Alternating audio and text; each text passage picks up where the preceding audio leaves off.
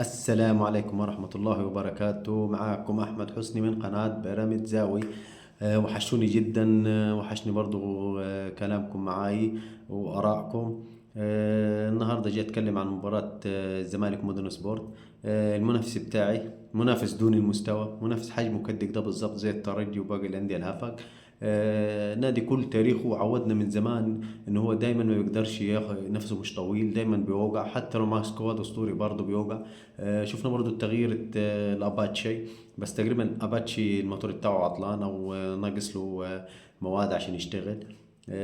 اداء وحش جدا، اداء دون المستوى. الزمالك برضو ما اداش اي اداء له قيمه في الملعب. دونجي الحمد لله ان احنا خلصنا منه بدري بدري. لان دونجي برضو اداؤه وحش. تمركزاته ضايعه. كم لاعب كده في المباراه ما عجبونيش. مودرن سبورت هجمتين ضيع واحدة وسجل واحدة وخلص الفيلم، خد 3 نقاط على نادي الزمالك، ودي أول مباراة يكسبها مودرن سبورت من يوم ما بدأ الدوري. كسبها على نادي الزمالك اللي هو عايز ينافس. الحمد لله إن في منافس ليا أنا بالطريقة دي. أتكلم من برضو عن مباراة الأهلي.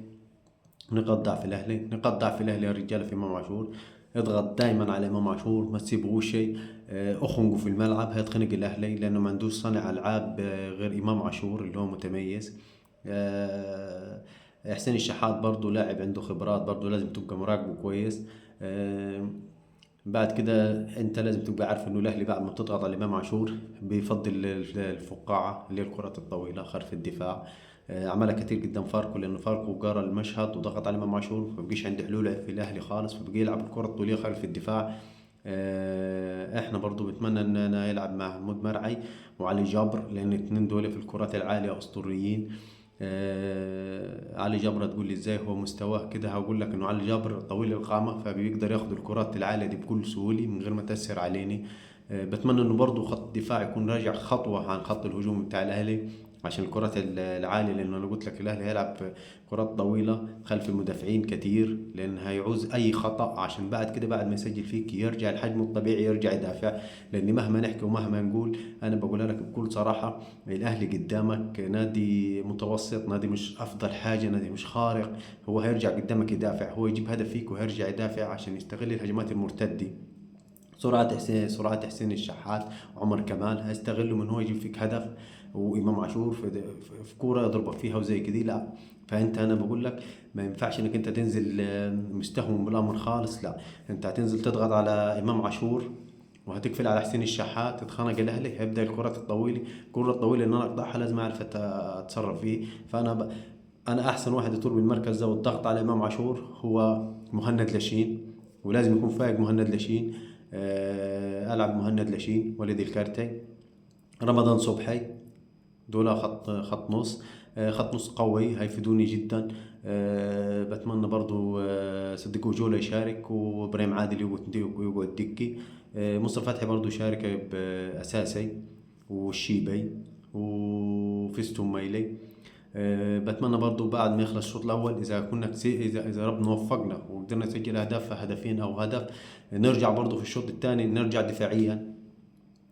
دفاعيا ونسيب الكرة الأهلي. لأن أنا أقول لك حاجة حلوة، إنك أنت بتسيب الكرة الأهلي بيضغط عليك بكل خطوطه عشان يقدر يستحوذ على الكرة، فأنت بتبقى لك أولوية الهجمة المرتدة. عندي فيرستون مايلي من أقل الكرة هجمة مرتدة بيخلص فيه، فأنا أضربه بكورتين أخلص عليه خالص، انتهت المباراة. ما أفضلش فاتح الملعب، يعني أنا ما أكسبش 2 و3 وأفضل فاتح الملعب، لا أنا أرجع أدافع. بس انا لو الشوط الاول كسبان افضل ضاغط في الشوط الاول، بس الشوط الثاني انزل دفاعيا. ليه دفاعيا؟ لان انا هستغل الفرصه، اقطع كوره واطلع به. ما ينفعش اقطع كوره واسلم غلط، لا لازم اقطع كوره وابقى عارف انه الاجنحه عندي هتكون سريعه، زي مثلا مصطفى فتحي او او صديق جولي لازم يتصرفوا بسرعه مع فيستون مايل السريع، فانا كده هقضي عليه. اتمنى ان احنا نكسب الاهلي. انا عندي ما نفسوش على الدوري مش مشكله، بس ما اخسرش من الاهلي والزمالك، ما اخسرش منهم. لان انا نادي كبير ونادي منافس، هم نادي كبير ونادي منافسي، فالمنافس المباشر ليه لا ما اخسرش منه. في ناس هتقول لي يا عم انت ازاي بتقول نخسر الدوري؟ يا عم ليه احنا نخسر الدوري؟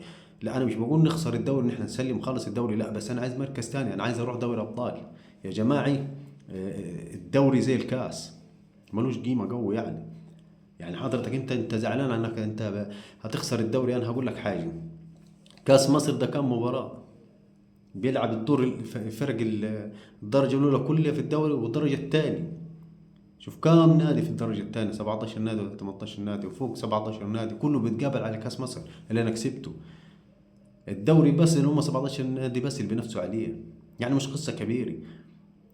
يعني انا كاداره، انت لما بتقول انا عايز الدوري بتضغط الاداره معاك انها تضغط على اللعيبه انها تاخذ الدوري، وبتسيب دوري ابطال افريقيا، وبتسيب الكاس، وبتسيب الرابطه،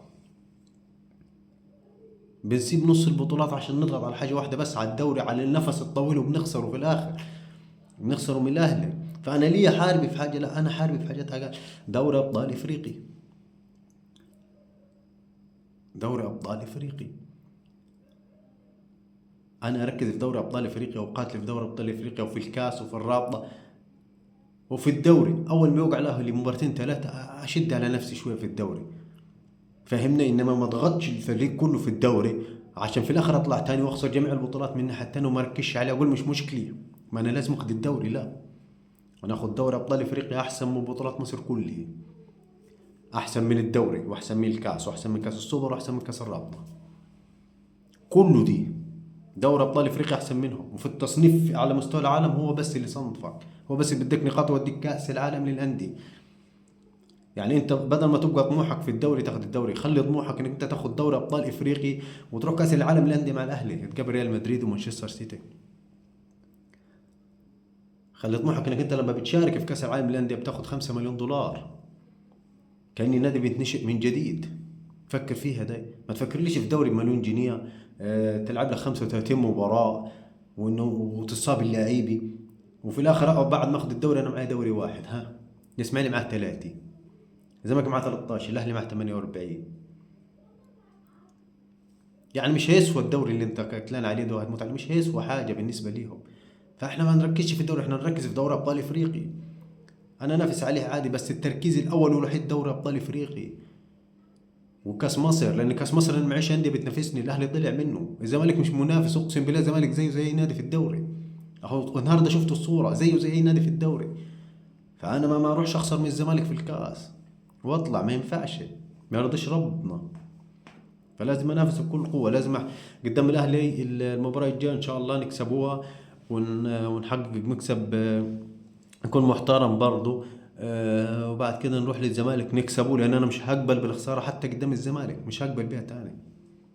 اكتر من كده هي فريق كلمه نادي الزمالك والجماهير والمنجا والفنجا والحاجات دي كلها فاكس عنينا بقى، خلاص، خلاص فكسناه وتعبنا منه. وسيبك من الاعلام وربط الاعلام، لانه اعلام كله اعلام ممول، واعلام كله ما هوش غير ربط بس.